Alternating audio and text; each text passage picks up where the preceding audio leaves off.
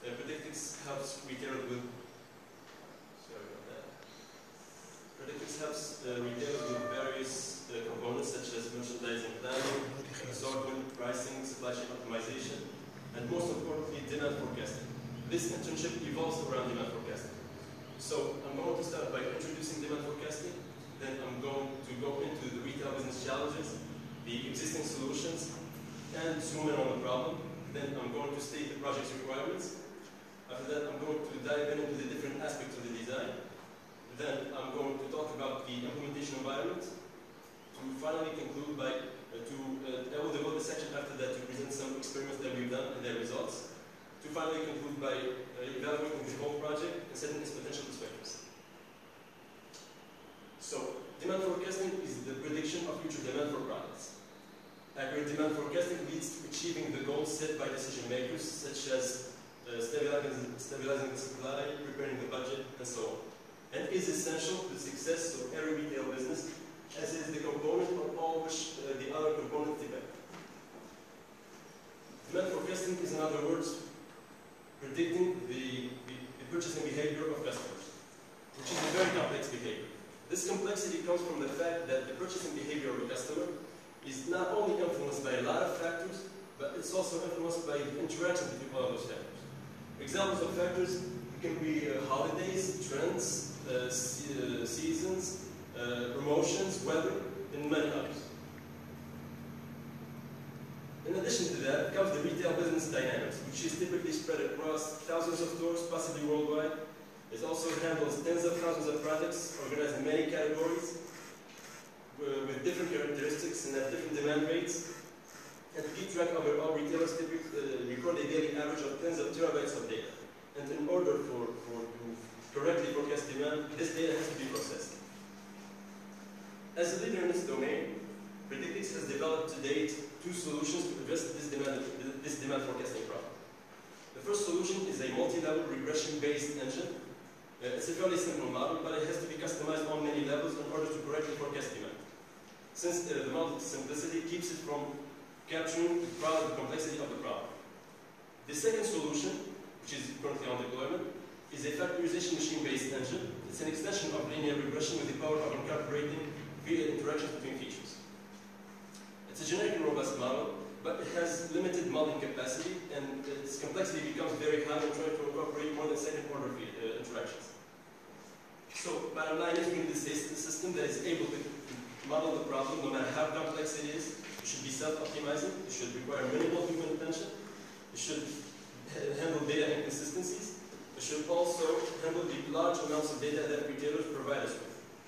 So we had the idea of, instead of giving the machines exact instructions of what to do in certain cases, why not teach them to think and act on their own? So here we're talking about machine learning. So we've delimited the requirements that our project has to satisfy. So our system has to learn from data, it has to correctly forecast demand, it has to handle large-scale data, it has to provide results in reasonable amounts of time. This solution has to be generic and should be compatible with multiple execution platforms. It also should guarantee performance, integrity, reliability, and availability. So we've established that our solution is going to be machine learning based. And among all the existing machine learning technologies or methods, we've chosen to go with deep artificial neural networks. An artificial neural network is a set of interconnected information processing units organized in layers. As we can see, a typical neural network has an input layer from which the information goes in, a number of hidden layers, one or more, and an output layer from which the result comes out. It was inspired by the biological nervous system in living organisms. A deep neural network, however, is a neural network with more than two hidden layers. And in this context, learning means adjusting the weights of each of those neurons in order for the whole system to give the correct output given an input. In a paper that was published in 1989, the universal approximation theorem was proved and confirmed by Kurt Hornig to state that neural networks are in fact universal approximators. Neural network models can model any problem under just some conditions of their architecture. But neural networks are very hard to train. Even the simplest neural network is an NP hard problem, simply cannot be solved by conventional methods. Also, training a neural network is a non-convex problem. As we can see here, it is a 2D and a 3D modeling of the optimization problem of the training of a neural network. As we can see, the model can simply get stuck in local minimas and never converge to the global one. This issue is also faced by the current solution that predicts excuses. Also, neural network models are highly unstable in the sense that different runs of the same model with the same data, with the same configurations can yield completely different results. In the industry, this case is known as stochasticity, and is a highly unpleasant case as the clients always want something deterministic.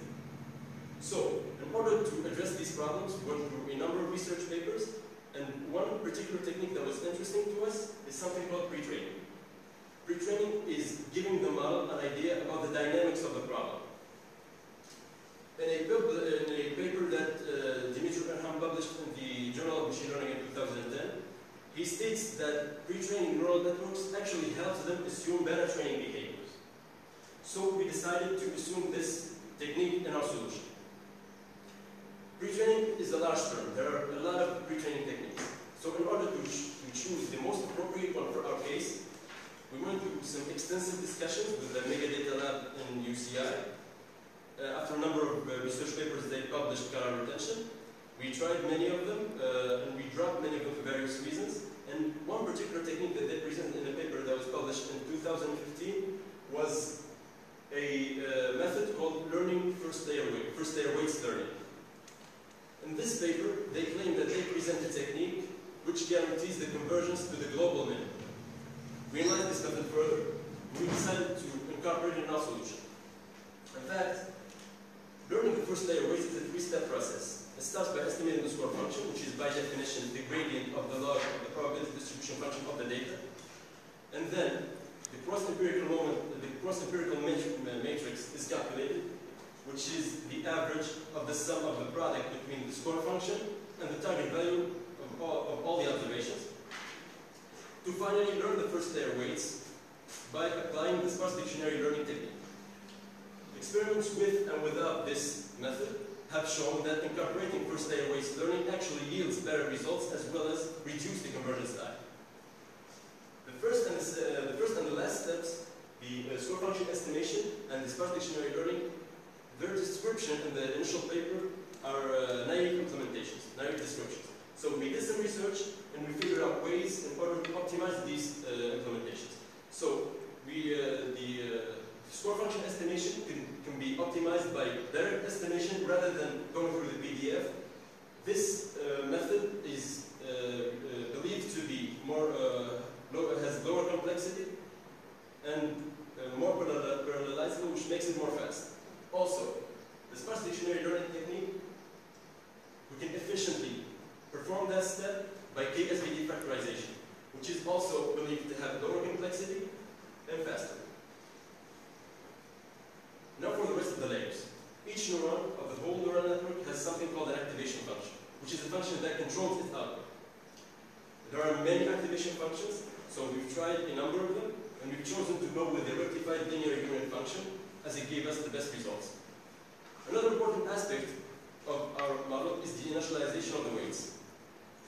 So we went and read some works that addressed this matter, and we tried a lot of techniques that they presented, and we went with initializing our weights with a normal distribution of zero mean and the standard deviation of the root square of 2 over m, with m being the number of inputs in each layer. So here's an overview of the architecture of the whole system. So first, the first layer weights are learned, and then the information flows from layer to layer to layer to layer until reaching the output layer, which produces the forecast. Now that we set up most of the parameters of our model, it's time to talk about the training. In order to learn these parameters, we went with an algorithm called the backpropagation algorithm, which is probably the most used algorithm for training deep neural networks in general.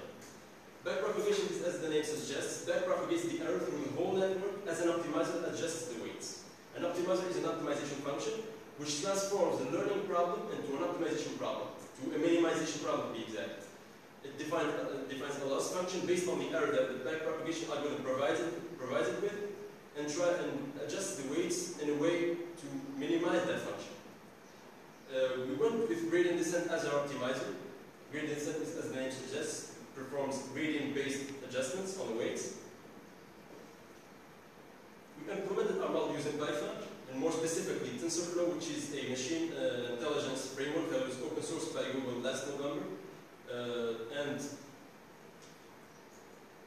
it's designed for massive computation. While designing, implementing, and testing our system, we used a GPU station and a CPU station. Now for the experiments. In order to quantify the experiments that we've done, certain accuracy metrics have to be employed.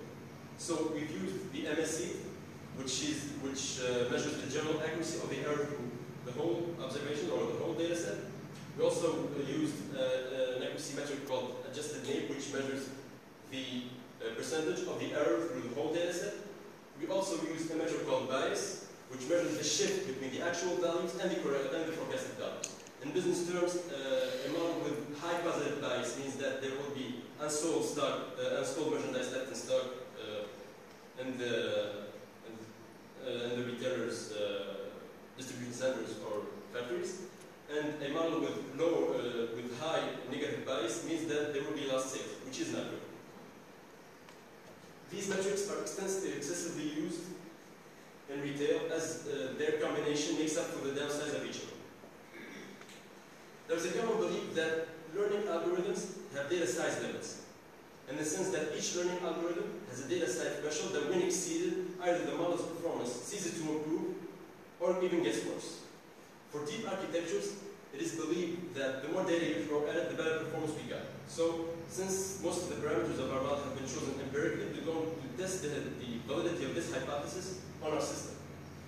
So, we tested our system on a 2.1 gigabytes of a client's data. It represents 2.5 years of category or certain category of certain products.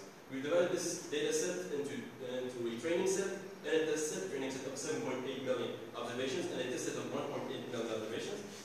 The pre-training set is exactly the same for all the experiments on the same data, so we performed it only once. It did 7 hours on CPU and 11 hours on GPU. This result comes as no surprise, as our implementation of the pre-training step is pretty naive, and the GPU platform was designed for massive parallel computation. So, we experimented with different data set sizes, and we monitored the model performance by keeping tabs of the accuracy metrics that we previously defined, and we plotted charts of the forecast given by our system against the actual demand values and the values given by the current system that predict excuses. We did all this on the test set, on 1.8 million observations. To the first test case. So here we can see the green curve represents the forecast that our model gave. The blue curve is the actual demand values, and the orange curve is the values given by the current solution that predict excuses. So the closer the green curve is to the blue one, the better forecast we have. So needless to say, our model in this configuration is giving bad results. The results are poor. It's barely given baseline. We can see this also through the accuracy metrics. They're much higher than the accuracy metrics given by the current solution. This is tested on 50,000 observations only. So we went on and we increased the data set size 6 times from 15,000 to 300,000. We can see that our model's performance slightly improved, but it's still far from being acceptable. It's given higher bias in most of the regions. As we can see sorry, I'm way from point exactly to the regions. So we can see that there are regions with high bias. So if a retailer followed this forecast, they would have unsold merchandise left in stock, which for them means losing a lot of money. So we went on and we increased the data size further to 1 million observations. We can see that, contrary to common belief, the model's performance got even worse. We can see that it has higher bias, but it has higher variability, which explains the slight drop on the MSE values. We can see the higher bias for the worsened performance by the accuracy metrics who went up even compared to the last configuration. So we went on and we increased the data set size further from 1 billion observations to 7.8 billion observations. So in this case, we can see that the model's performance got improved significantly, the performance given by our model and the actuals have pretty much the same shape. You can see this considerable accuracy even through the accuracy metrics compared to the current engine. And to analyze further this performance and this configuration, we went and we visualized the forecast given for different products. So as we can see, the accuracy for different products is different. And this difference is due to many reasons. So for over 9 products, our model gave correct or acceptable forecast for 6 products. So we have 9 over 6 acceptable forecasts, 6 over 9 acceptable forecasts. So as we can see, the shape is pretty much the same. And in some configurations, the forecast given by our model even exceeds the existing solution. And over 9 from 9 products, it gave questionable forecasts for 3 products. These questionable forecasts are due to many reasons, and we conducted further investigations in order to zoom in on the root causes of these issues. So, in our initial investigation, the case of product 8 is a confirmed out-of-stock case, which explains the significant drop in the actual values. The case of product 4 is suspected to be a business-related issue, as our system and the current system gave pretty much the same results as the actual values were completely different. A business-related issue might be a promotion that this retailer was planning and never executed, and when our model learned from data, it learned the importance or the effect of a promotion on the demand values, and based in its forecast on that. Whereas the actual values were not affected by this promotion, as it did not take place. Also, the case of product 1 is still unclear. It's suspected to be a model-related issue, but it could also be a business-related issue or a data-related issue. So we had to conduct further investigations in order to reveal the root causes of this issue. Now back to our initial hypothesis. We can partially confirm the hypothesis as the performance of our model got better with more data, but not in a proportional way as described in the initial hypothesis. So we suspect our model to follow the shape, to point not the cross shape, but the other shape. So to conclude, our system satisfies most of its requirements. We've successfully achieved all the tasks assigned to us. We've also gained extensive knowledge in machine learning engineering, in model design, debugging, and tuning. We've gained experience with data visualization. We've gained, and most importantly, we've gained more experience with deep learning. Our contribution is a stable, deep forecasting model, which is competitive to the actual system, to the current system used by Predictix. We also provided a novel approach to the training of deep models, as a theoretical understanding is currently lacking. We also set better guidelines in the path of understanding the way deep models are trained. Our system can also help in detecting data inconsistencies or business inconsistencies, especially when combined with the current solution. However, our model has high pre-training time, 7 hours and 11 hours, which is not acceptable. And we went through some research in order to optimize this runtime. So we intend to optimize the score function estimation by direct estimation rather than going through the PDF. We also intend to optimize the dictionary learning step by KSVD factorization. We intend to engage in more tuning to get better hyperparameters, which will consequently yield more accuracy. We also intend to inspect the behavior of each node at a time in order to zoom in on the behavior of the model in general, with respect to the features, of course. And we intend to extend the pre-training step to the whole network instead of just one layer. And that, ladies and gentlemen, was our deep learning-based demand forecasting engine. Thank you very much.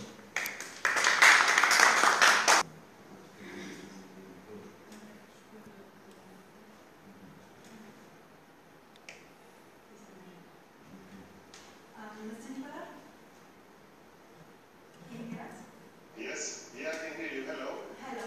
So, can you give a brief introduction to what you do with Predictix? Yes. Thank you all today. We are very excited to work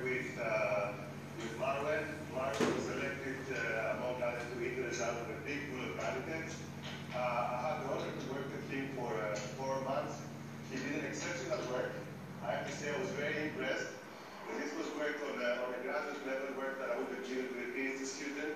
He collaborated in a very professional manner with our academic collaborators at UCI. I still remember him responding to emails at 3 a.m. Tunis time because they're in California. He went through several papers in the literature. You know, I think I have 100 students where I'm trying to get them to read papers and implement them, and usually it takes them a month. Marwan, you know, do that every week. His work is of particular importance for our company, handling to the deep learning area, and he did help us understand and gain expertise around that area with his model, which we plan to incorporate soon in our forecasting engine. I don't have anything negative to say about Marwan. He's, you know, apart from being a very, smart employee, he had great ethics and he was very professional. If you have any questions about the model, all I have to say that this is very recent research. These are papers published last year. These are, it gives a big competitive advantage for us because this is work that other companies don't know and haven't really thought about incorporating.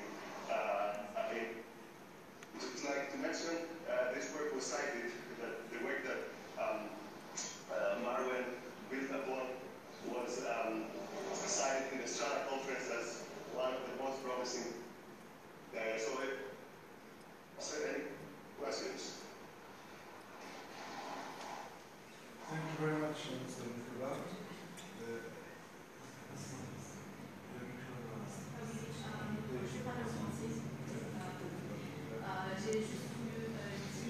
Excuse me, sorry, I just want to add the last thing, sorry, but I'm remote. And I also would like to thank your university for providing to our company top talent. So far, all the people that have been hired from your university had excellent performance and have grown very fast in the corporate hierarchy. So I would like to extend a thank you to you for your good work.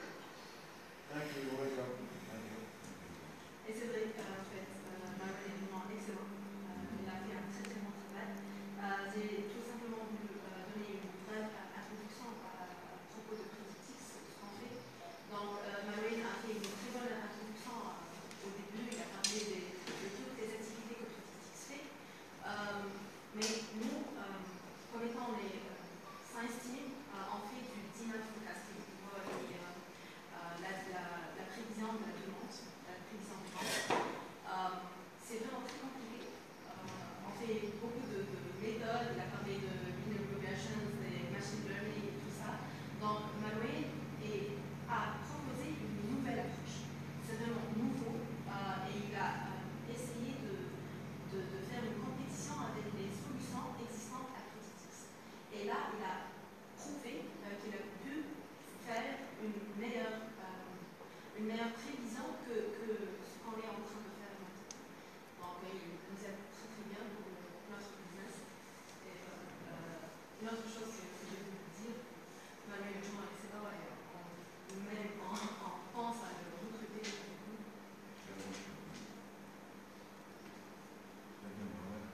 Donc, je cède la parole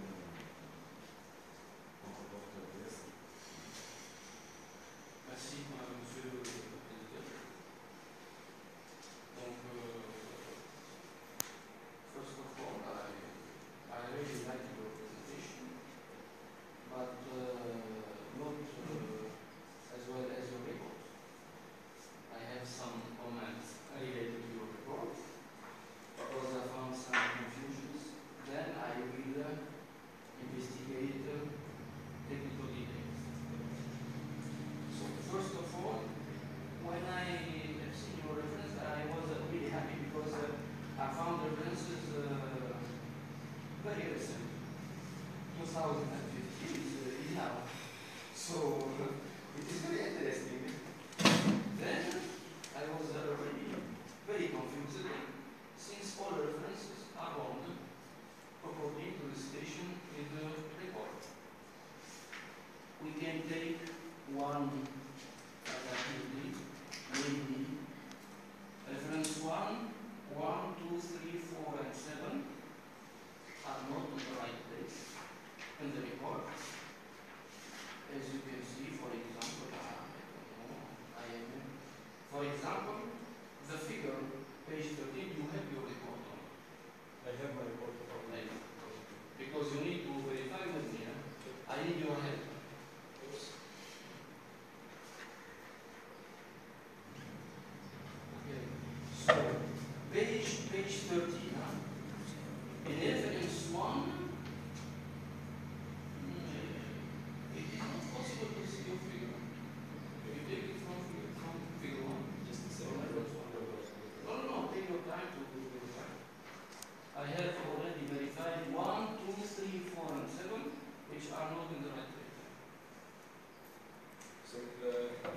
which page? This one, 13, 13, 13 figure 2.1.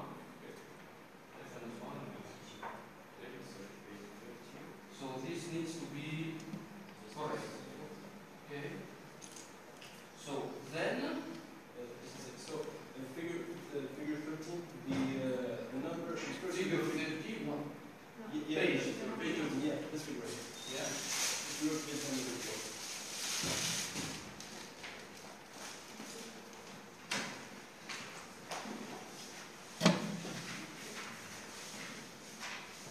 So figure 13, the reference doesn't refer to the paper, it refers to the notary.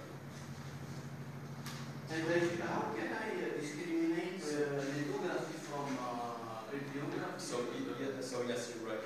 I know that I'm right, but you have to correct. Yeah, sure. Thank you for that remark.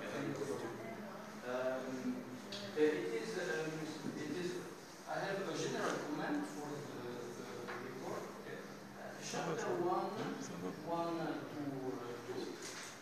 Practically, we have chapter 1 without reference. You wrote everything. Yeah. Chapter 2, 1 reference. Yeah. We start reference from chapter 3. Yeah. So let me show you It so is that we have high standards when it comes to mentioning the contribution of whatever collaborators we work with. So we have no slightest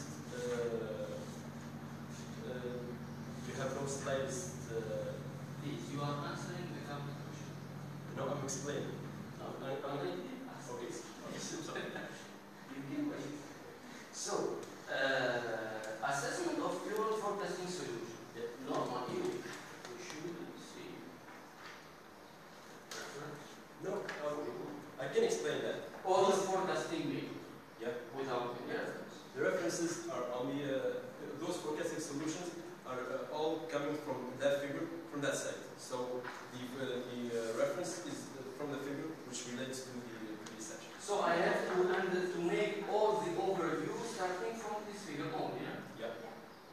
Yeah. Even though also those methods are further explained in the appendix at the end of the report. So you can see them page, well, in the appendix. Yeah. So here they are, the appendix, and reference to in the figure, as we've got all the descriptions from one source which is dedicated to forecasting methods. Okay, but I don't agree because writing it is totally different. It looks like you are writing your report as a paper. Yeah. Yeah, you agree? Yeah.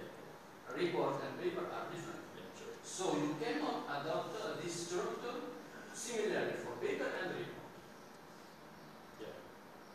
So you understand Yeah. why I don't agree. I completely agree. So, okay, and then you start using some analytical details that we need reference here.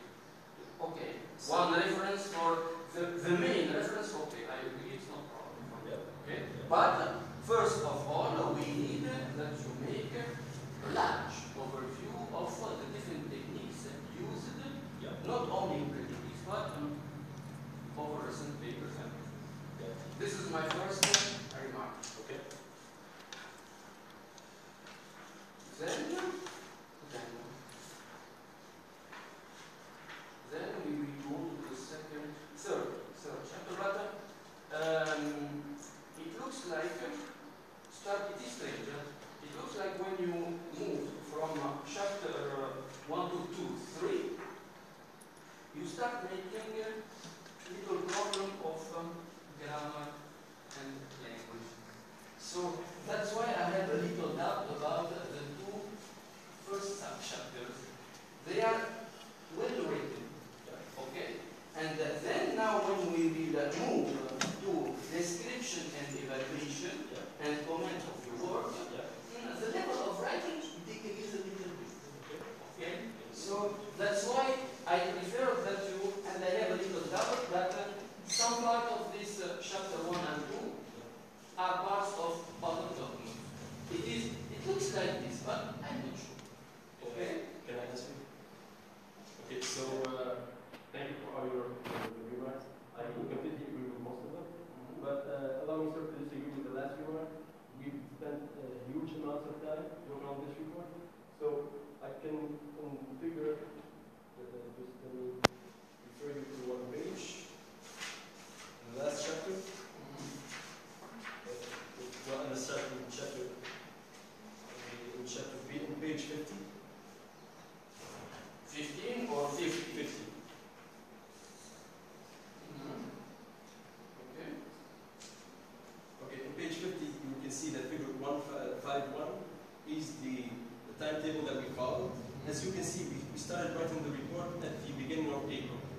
So we spent a large amount of time working on this report, and I can assure you, sir, and you can even investigate that with my supervisors.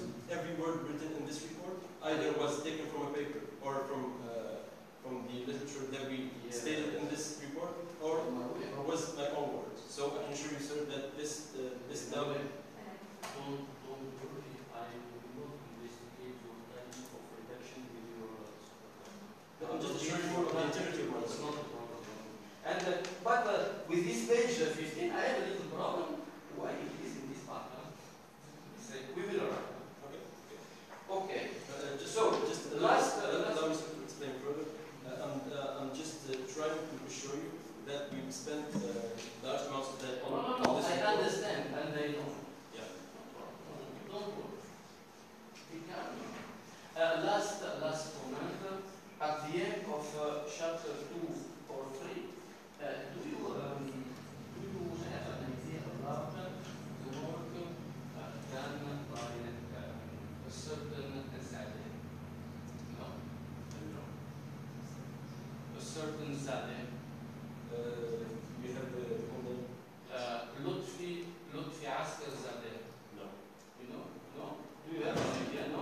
Unfortunately, I don't have that idea. Because we asked him But before deep learning, I'm not an expert in neural network implementation, but I like it. Okay. So I have a little idea. Zadeh Asker, he installed neural network in 1985, the most important algorithm for neural network. And I was a little bit surprised. Okay, and then arrived at the deep learning, but starting from the main concept of Zadeh. And it was a little bit strange for me. Since that I like particularly Zadeh, okay?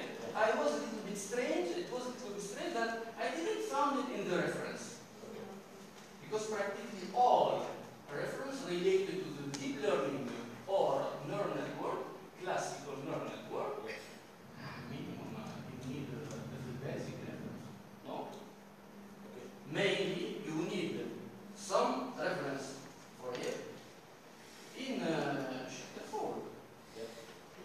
Because starting from chapter 4, now we will start neural network. And it was, I think, a little bit like to not introducing neural network in the title. Okay. Okay, deep learning, but neural network should be attached. No? Do you think? I think that deep learning is a more accurate term, as this was the essential technique that was used. Yes, but deep learning is an advanced approach of neural networks. So in that context, sir, we can even, we'd like to mention neural networks, we can just mention machine learning as it is. Yeah, my brain is not a problem. Yeah. It's just a correlation. Yeah. I'm just discussing. Okay, don't. Just before we move into the next section, sir, I would like to comment on the references part of the roots of neural networks. Yeah. At page 21, Yeah. I've quoted the father of neural networks, or a man that significantly contributed to the invention of neural networks, which is Mr. Robert Nelson. Okay, but your Nelson came in 2005. Yeah. And The minister basis is still published. we will not start the conclusion about the finding reference points. Yeah. Okay. Just Just a comment. Since you are starting working on